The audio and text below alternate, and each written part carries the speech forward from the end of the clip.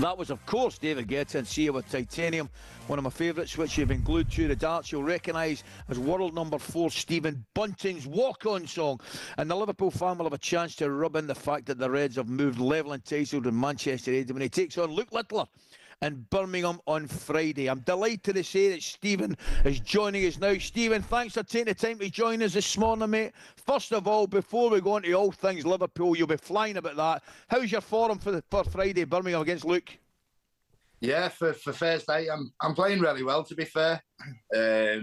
Obviously, I've just come back from Austria. I didn't have too good of a tournament, but I averaged 105. The form's in a great place, and onwards go to playing Luke Littler now.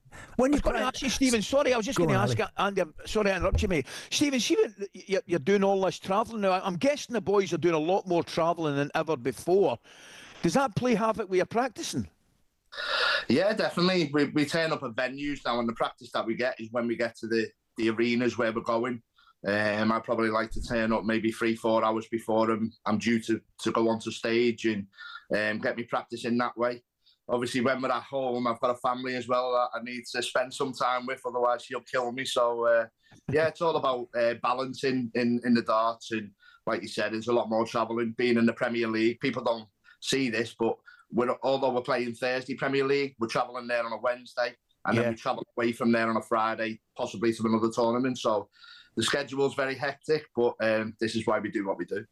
Stephen, when you're playing against someone like Luke, who's so good and everyone loves him, he's such a talented boy, is there anything psychologically that you've got to try and do? I mean, we watch you guys, you just step up and you do what you do, but are there some sort of mind games and stuff that goes on that we don't really see?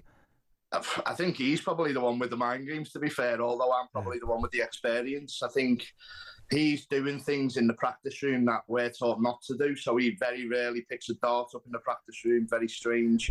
He'd be sat on his phone either watching Man United or playing a Formula 1 game on his phone, and I'll be on the practice board for 4 hours. Then he'll get up, he'll throw for bull, and then he'll get on stage and average 110, and you're like, amazing. How are you doing that? So it's incredible. Stephen, see, like nowadays, do you think there's more players capable of winning the big tournaments? You mean you maybe go back years and years at golf, and you'd maybe Nicholas Palmer and all, and Gary Player and guys like that, and there are now a lot more guys capable of winning the majors at the golf. Is it the same with the darts? Yeah, of course it is. I think the standard of play now between, I'd say, even the top 40 in the world is very, very close. And that standard just keeps rising. It's crazy. People like Luke Littler coming through. There's another couple of young kids coming through academies who are averaging 90 to 100 as well, who are only 15 and 16. So our sport's in a great place, to be fair. And if we don't keep on that practice board and keep up to our ability, we'll soon be forgot about, and it'll be this next generation. You're going to bring up a favourite topic of yours now, mate. What a result of the weekend. What a performance over the season. First thing I'd ask you, it's amazing. I'm looking at it, and I know it's the first time the Liverpool fans have been able to enjoy and celebrate a league title at home. Am I right in saying this one just looked a wee bit more special? Yeah, I think so. Obviously, the pain of winning it last time, and it was COVID times, and we couldn't celebrate. And there was no one on the streets and stuff, and no parade. I think that really hurt, and it's took so many more years now to get that title, but it's going to be special when the parade happens. Obviously, you've seen the scenes outside the stadium as well.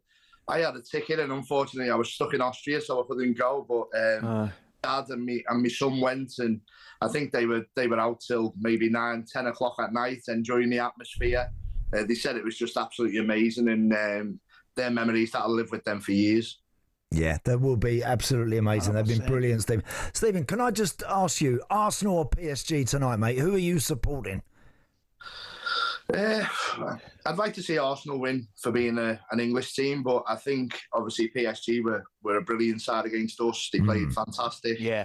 And I just think they're really, really strong. I think they're coming under the radar a bit. I actually think PSG win the whole thing.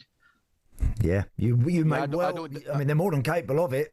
I don't disagree, Stephen. I thought I was at the game in Paris where you actually beat them.